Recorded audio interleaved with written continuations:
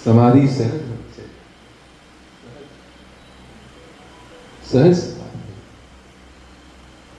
जो करो सहज करो, उत्तमा सहज अवस्था, मध्यमा ध्यान धारणा, अधमा मूर्ति पूजा, तीर्थ यात्रा, अधमा अधमा, उत्तम सहज अवस्था।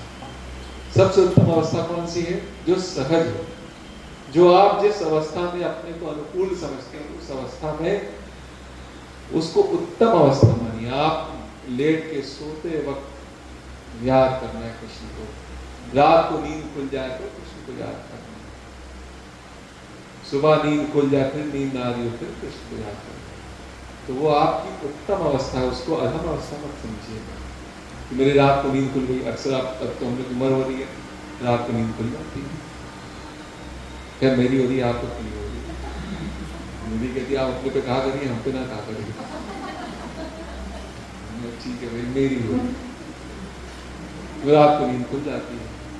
तो उत्तम अवस्था क्या है कि भैया कृष्ण जाप आरंभ हो गया, हरे कृष्ण कृष्ण कृष्ण, हरे राम राम राम हरे कृष्ण। हर ये आदत डालनी पड़ेगी, ये 2-4 दिन नहीं हो गया। उत्तम सहज अवस्था, ये सहज अवस्था, इस सहजता से आपका होने लगे जाप आरंभ, चाहे रात्रि को भी आपने जाप आरंभ करते हैं और इसका आपको लाभ मिलेगा। क्योंकि अभी तो हमारे पास बहुत शरीर का बल है पर हमारी बुद्धि बिगड़ी हुई है, तो माने या ना माने अभी शरीर का बल है, बहुत अच्छा हम लोग सुबह से बादाम से अखरोट से लेकर सब कुछ खाते हैं, अपना मेटाबॉलिज्म हमने तेज किया हुआ, लेकिन हमारी बुद्धि इस वक्त बिगड़ी हुई। और जिस शरीर बिगड़ जाएगा उस दिन बुद्धि सुधर जाएगी। अभी नहीं समझ आ रही ये बात। जिस दिन शरीर बिगड़ा उस दिन बुद्धि सुधर जाएगी। ये सही कहा है, अभी समय है, अभी से सुधार हो। अभी शरीर नहीं बिगड़ा है, जिस शरीर बिगड़ेगा उस दिन बुद्धि बहुत अच्छी सुधर जाती है, अपने आप सुधर जाती है, कुछ कहना नहीं पड़ता। राज शरीर ठीक है तो बुद्धि काम नहीं कर रही, इसलिए पहला सहज अवस्था से आरंभ करिए, उत्तम सहज अवस्था। मध्यमा ध्यान धारणा, ध्यान धारणा भी मध्यम कहा गया। वो आपको कोई कान पकड़ के जबरदस्ती, आजकल योग सीखने का भी फैशन शुरू हो गया, जिसको देखें योग क्लासेस शुरू हो गई। बुरी नहीं, बुरी बात नहीं भाई, जो इतने बिगड़े लोगों को कम से कम साल में 7-8 दिन तो आपने क्लास करा ही डाली। इतने बिगड़े लोग हैं, 7 दिन 8 दिन आपने क्लास कर दी। आज तक तो 5 स्टार में क्लासेस हो रही है। यहाँ 7 दिन का कोर्स है, 1.5 लाख 2 लाख का कोर्स है। आपको वहाँ 5 स्टार में रहाएंगे, करेंगे, ये कराएंगे, सुबह से योगा कराएंगे, ध्यान कराएंगे, आपकी नाइट्रिक ऑक्साइड बढ़ाएंगे, आपसे कहेंगे जाप करो, जो चाहे। लेकिन क्या है, अच्छा है, कम से कम 7 दिन तो किसी ने किसी तरह से आपने खर्चा करके 1.5 लाख 2 लाख खर्चा करके आपने फोटो डाली, तो ये फोटो देखो हमारे लोग को आपके स्टेटस पता चल जाएगा, ये स्टेटस तुम्हारा, तो बुद्धि बिगड़ी हुई है। उत्तम सहज अवस्था है,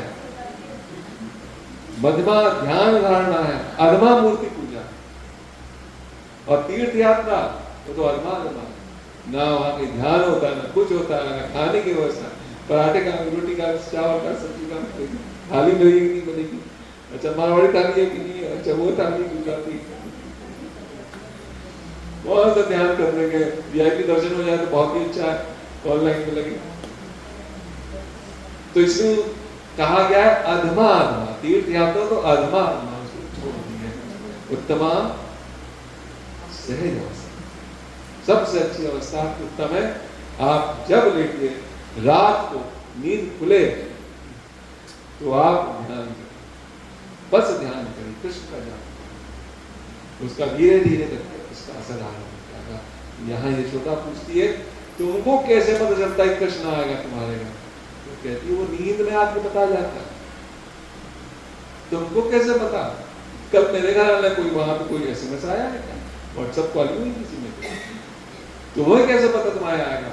तो वो कहते कि नहीं मुझे नींद ना कहे। इसका मतलब गोपियां कृष्ण को लेकर ही सोती थी, कृष्ण का ध्यान करते करते उसको लेकर सोती, इतना ध्यान करती थी कि नींद में आ रहा है।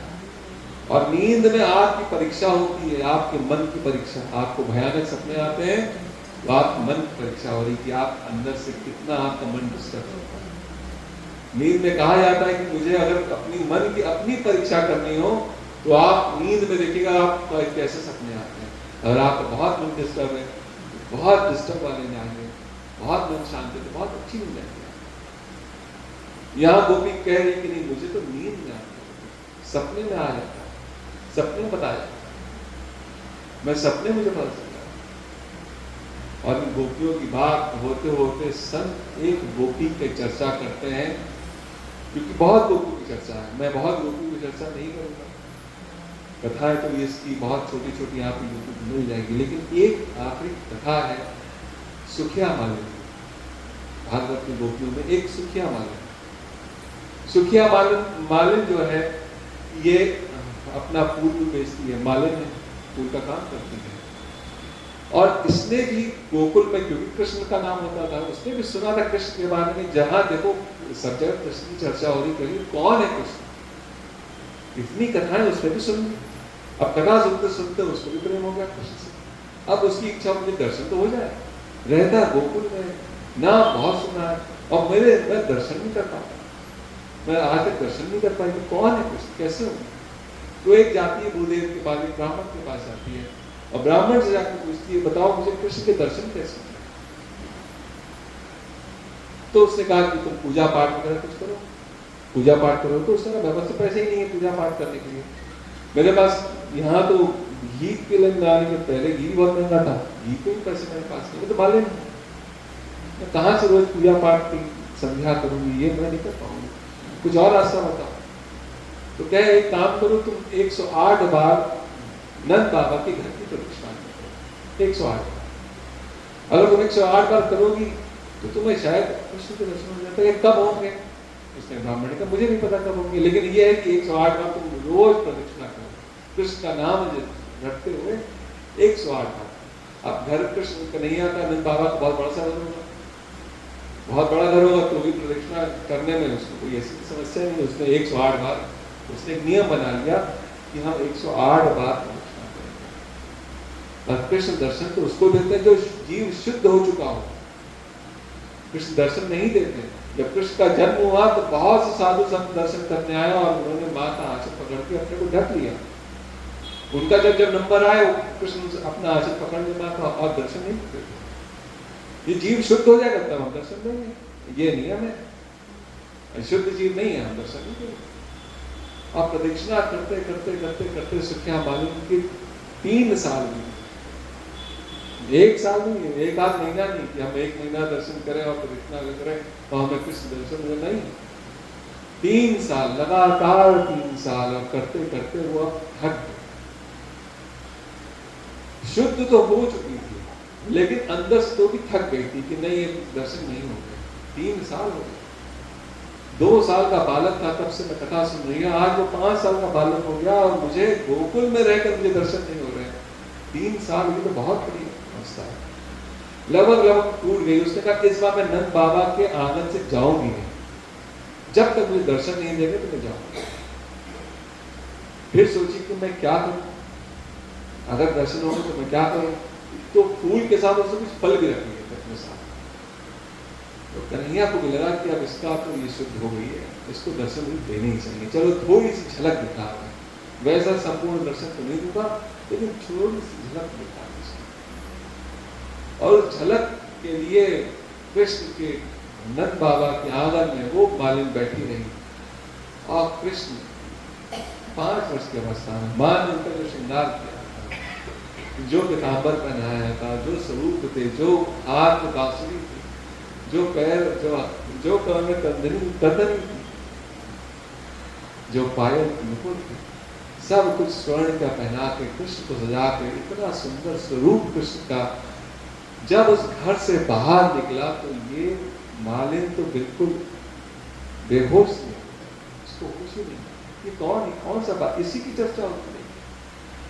ये इतना सुंदर बालक है, इसी की चर्चा होती है। यही है कृष्ण, हाथ में बांसुरी लिए छम छम करते हुए नहीं आ रहे, यही कृष्ण है, इसी की बात होती है। 3 साल लग गए मुझे इसके दर्शन में। अब उसके मन में अनेक विचार आने लगे कि ये मेरा कोई पुत्र नहीं है, मेरे पास कुछ नहीं है, मेरे पास 2-3 पुत्रियां हैं, पर मेरा पुत्र नहीं है। अगर ऐसा मेरा पुत्र हो जाए, ऐसे अनेक विचार आने लगे। कृष्ण को देखकर उस मालिक के अनेक विचार लगे, पर मैं तो गरीब हूँ ना, मैं तो बहुत ही गरीब हूँ, मैं ऐसा विचार नहीं क्यों कर रहा, मैं विचार भी क्यों। कन्हैया धीरे धीरे चलते हुए आए और सुखिया मालिक से फल सुखिया ने कहा देख भाई, मैं फल ऐसे देने नहीं है, मैं बेचने आई हूँ, अगर तुझे खरीदना है तो ये फल ले ले, और खरीदने के लिए तू जा अंदर घर से कुछ चावल लेके आए, चावल ले तो बचे। फिर कन्हैया दौड़ते अंदर गया। अब वो सोचने लगी ये बाहर यशोदा इसको भेजेगी कि नहीं भेजेगी, ये मैंने क्या किया, मैंने इसे क्या कह दिया, मैं इसे फल बेच रही हूँ, मेरी बुद्धि को क्या हो, मैं इसको फल बेच रही हूँ, मुझे फल इसको नहीं करना चाहिए बेचने को, मैं फल क्यों बेचूं इसको। वो अनेक विचार में उन्होंने सोचने लगी मैं क्या करूं, इससे क्या गलती हुई, इतने साल के बाद इसको दर्शन दिया, मैंने इससे कहा दे दो। नहीं, घर में गए चावल, अब उनके उंगलियों में चावल ही कितने आएंगे, उनकी मुट्ठी में चावल कितने ढेर सारे आएंगे, आधे तो गिर गए होंगे और थोड़े बहुत 10-5 दाने उनके हाथ में।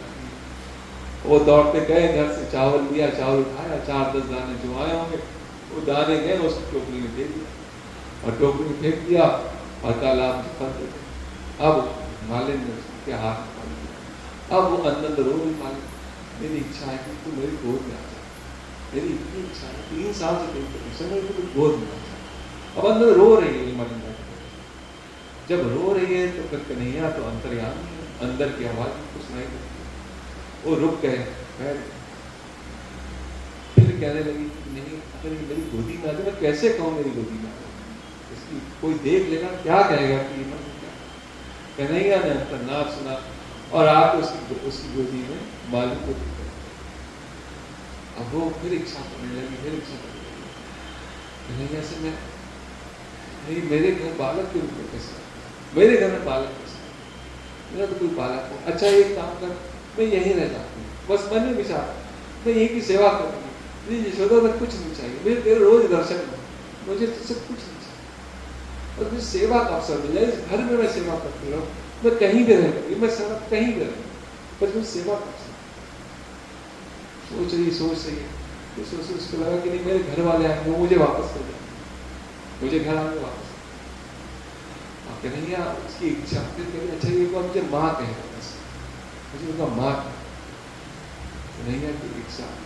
कन्हैया तो सबके स्वामी, जो जिस भाव से उनसे प्रेम करता है वही भाव प्रकट करता है।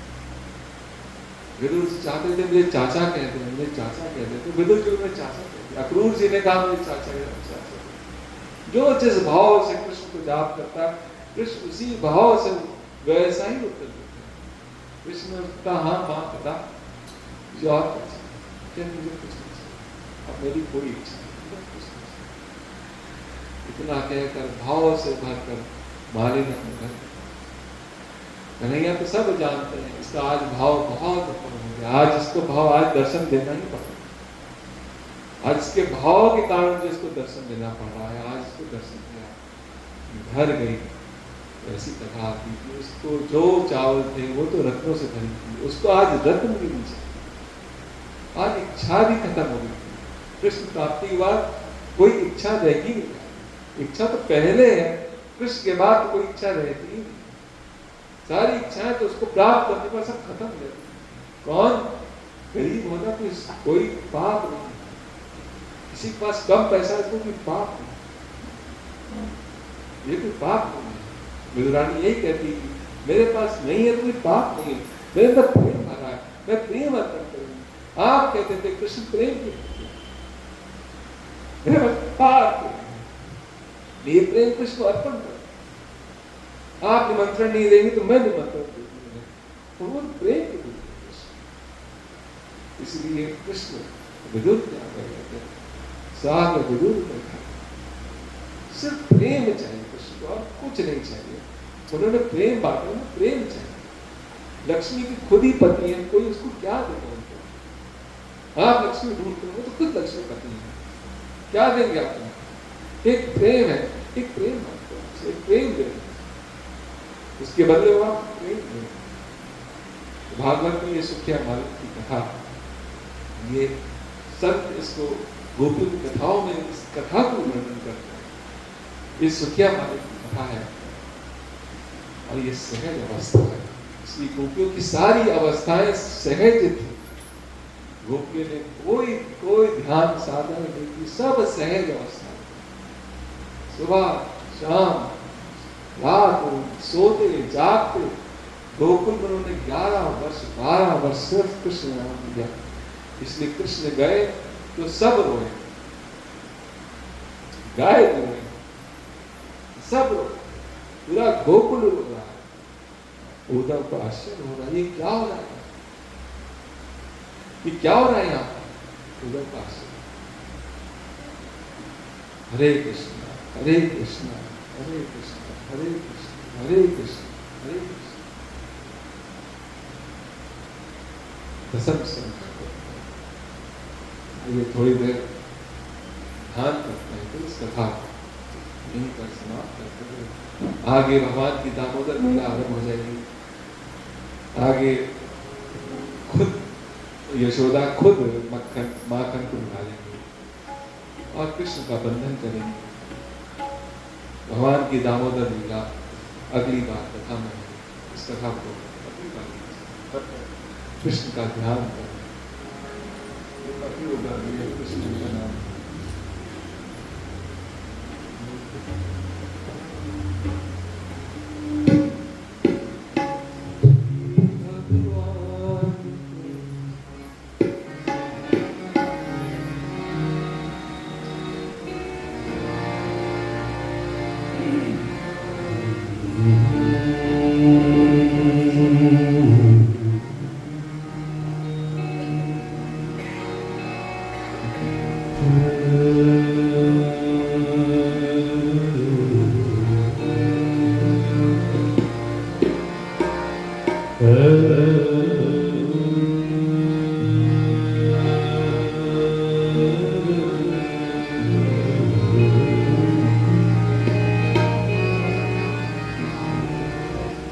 कृष्ण जिनका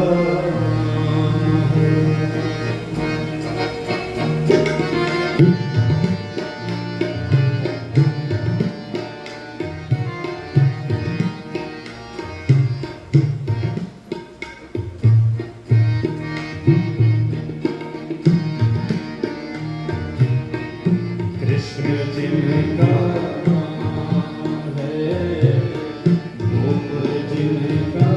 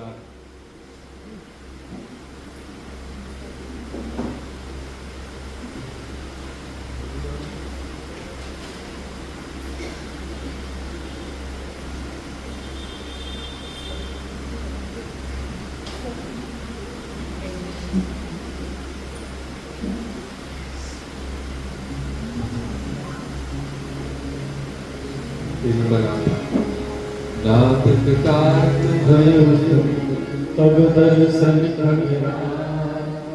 आय सुदेव प्रभु आय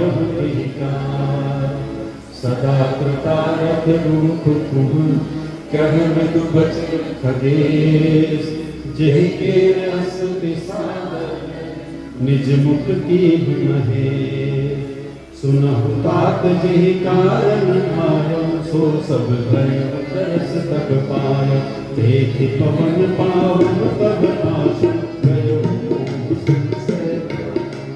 तब श्री राम प्रभात पावन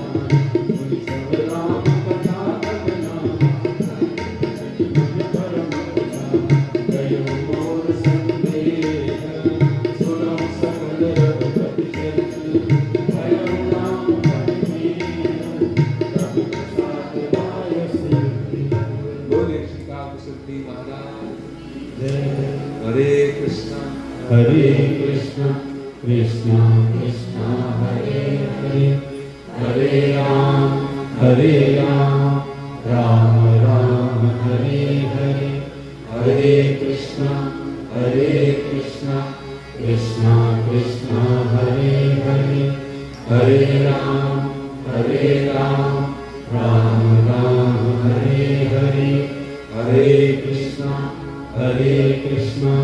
कृष्ण कृष्ण हरे हरे, हरे राम राम राम हरे हरे। पवन तनय संकट हरण मंगल मूर्ति राम लखन सीता सहित हृदय बसहु सुरभूप। रामचंद्र की जय, और सुख हनुमान मान की जय, वाली महादेव महादेव की जय, सब संतन की जय।